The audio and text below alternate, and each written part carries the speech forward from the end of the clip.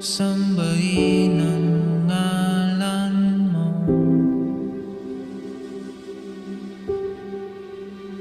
para mabuhay habang buhay sa puso't isipan mo.